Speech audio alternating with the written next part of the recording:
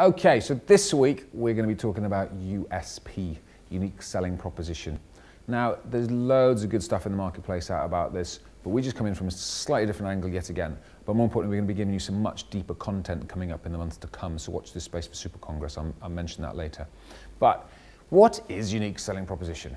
Well, it is what makes you different in the marketplace. It's the very reason of what drives everything about marketing. If you get your USP right, why is it important to you? If you get it right, you get your positioning right, and it drives everything you do with a marketing strategy. You might be sitting there going, but Derry, I don't have a marketing strategy, at which point I'm saying, well, that's my point. You've got to get a USP in order to drive it. So USP comes out of many different areas. Everyone's unique in different ways. That's the magic about USP. That's what makes us all different. That's what drives our passions.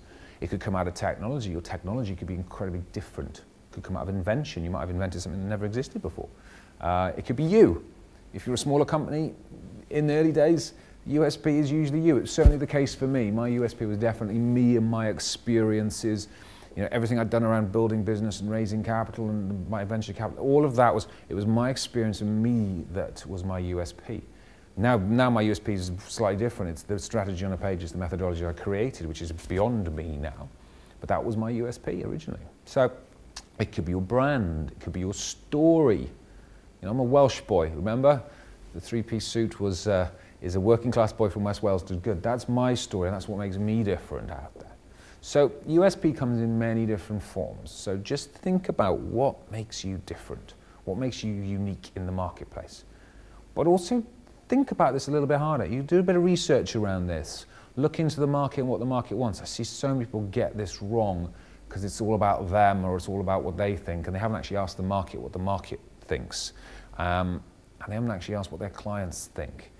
And I have to say, I was surprised by this. I was pretty clear on what my USP was, certainly to my one-to-one clients. So my individual clients who work with me and the masterclasses, guys and girls that work with me, I was pretty clear. It was the strategy, it was the drive, it was the accountability. But actually, my mentor, who actually comes into my forums and stuff, he said to me, Dave, do you realize what one of your USPs are?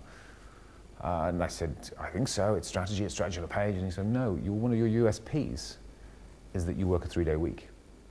That's the power that drives a lot of people to you, because they want that. They want to know, how can you build all these businesses and stuff with 3 days a week in London and have that time and that balance on a Monday and a Friday? No, I didn't think of that as a USP. That's why you've got to be very careful, because USP can surprise you sometimes. So asking your clients or doing a research or surveys around what your clients think or the market thinks is very, very powerful. So this came home really hard in the last week or so when I'm working with a very large client as we're scaling one of the businesses. And he thought his USP was all about the technology. It was technology. He's got a very sophisticated bit of technology. And yet his competitor in the marketplace over the last year has done triple what he did in the last year. Just started working with him. And it's like, well, okay, what's your competitor got that you haven't? And it was brand and it was marketing. Now this is common. The corporate graveyard is littered with examples of this. In Microsoft, it's a known fact, Microsoft was not the best technology. You just look at Microsoft versus Apple Mac and the technology there. Betamax, now for the younger people watching this, you might think, what is he talking about? Betamax was a kind of video thing that was around years ago. Betamax was the better technology, and yet VHS took over. So be careful if technology is your USP. It could well be, but sometimes marketing is more important. So just get clear on what your USP is. So I urge you to go, what is your USP? Really think hard. What are 5 big things that make you different over everyone else? And really think this through. And then pick one. What's the big thing? What is the one USP that sets you apart above everyone else? And then drive that to market. Because that's the start of marketing strategy. That's the start of positioning. And in future videos, we're going to go much deeper in all of this. I just wanted to get the juices flowing and get you thinking about USP today.